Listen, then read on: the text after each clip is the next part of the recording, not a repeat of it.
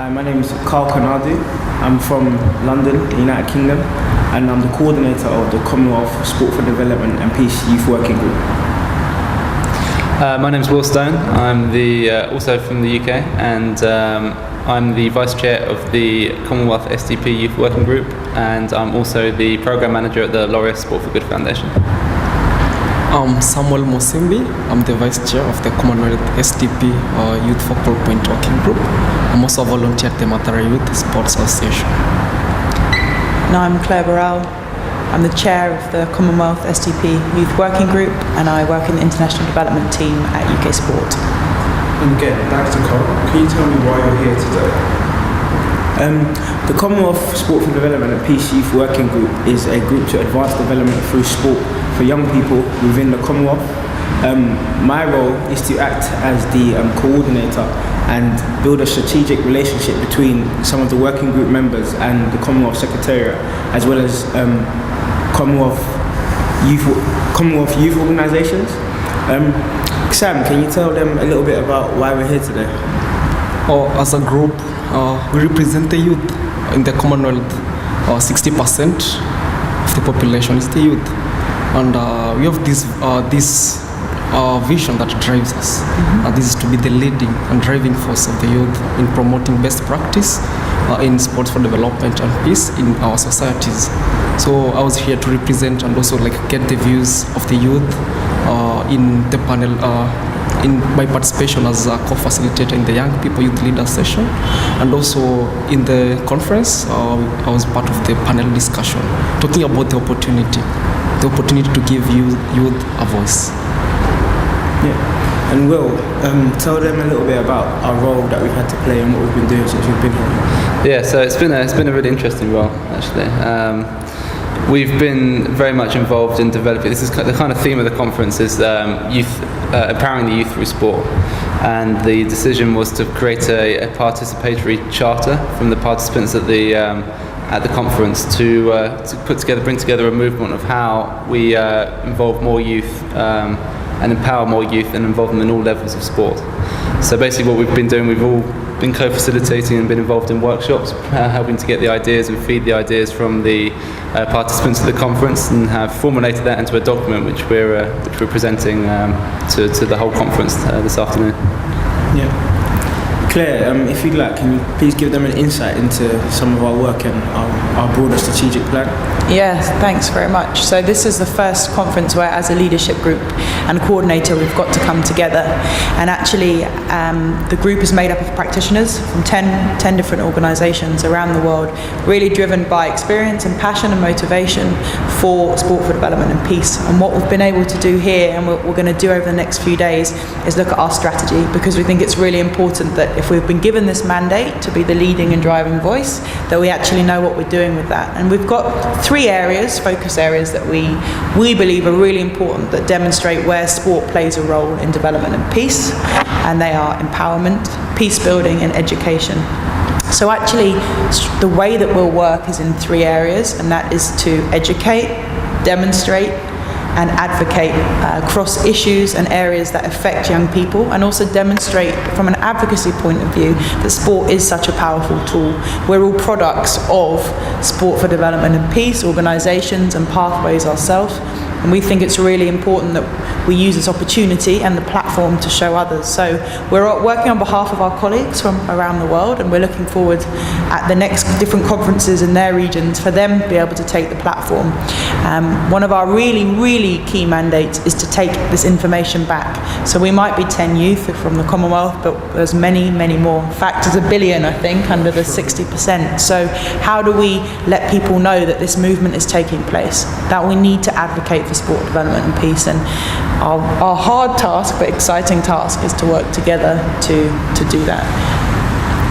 Yeah, I mean, that's exactly it. If we're going to represent the young people of the Commonwealth, we're going to be out there, we're going to be speaking to the young people, we're going to be, getting their views and making sure that the position we've been lucky enough to find ourselves in is that we can represent their views effectively at the conferences and the various meetings that we'll be attending as a result of the group. Sure. Actually, one of our key goals is to build a network, and we're here to hear the voices from all over the world, and also especially the Commonwealth. So we're going to build on this network to to make sure that it's linked up and also the voice is really heard. Building upon that theme, how do we ensure partnerships work? So to begin with, I think inherently, because we're a youth working group, there are certain partnerships that might take place. So for example, with national youth councils. But apart from that, we've got platforms that we are already set in place that we would be able to use to broaden our horizons and broaden our work. So the 10 members are from 10 different organisations, which inherently gives us partnerships already. And apart from public and private partnerships, there are also partnerships within the development sector that we'll be able to make the most of. But also we want to hear from you guys. If you're watching this and you're a young person from the Commonwealth, get in touch with us. We're going to have a Facebook group, Twitter, a few different platforms where you can share your ideas, your issues, your problems, and we can try and be a voice for whatever it is you want us to talk about. Could also be great to hear your examples of how sports works in organization. Yeah. So here to share the best practices. They're looking forward to build up the best platform to hear what works in your community. Right, and that helps us with the demonstrate, because that's an important point. And what's come out of this conference from a youth point of view that's really interesting. Youth are really paying attention to governance structures. We want implementation to work. So if money goes into a program or a project and it's youth-led and youth are involved in making decisions, we want to know and to make sure that the structures are accountable. So that's something I think we're going to take back and discuss, because often it's considered governance is not a youth issue. You just run the program or you just get on with it. But what's come out of here is that it really is. Of course, definitely. Sure. Before I ask my final question, why is sport such a powerful tool? Brings people together. Back at home, like you say, it's a language, and it's really a powerful tool because, just from getting people together, we can address various issues. That's why we believe it's a good way of reaching to the youth, because it brings youth from different countries, and they use sport to be together. So it's really one of the best platforms to approach and also to see development throughout different countries in the Commonwealth and beyond. Definitely, it makes a very good point, and I think we're all from different sporting backgrounds. Sport has done different things for us personally. So me personally, I'm from a footballing background, whereas others might play other sports such as cricket or hockey, but it doesn't really matter. You still get the same personal development skills from sport, and it brings you together and creates certain partnerships that you probably wouldn't get without sport. Yeah, totally. I mean, sport is unique. There's nothing like sport. Yeah. Is as these guys have said, there's nothing really you need to add. Sport is sport, and it's done so much for all of us. It does so much for the world, and it's such a valuable tool for empowering young people and for wider things than that.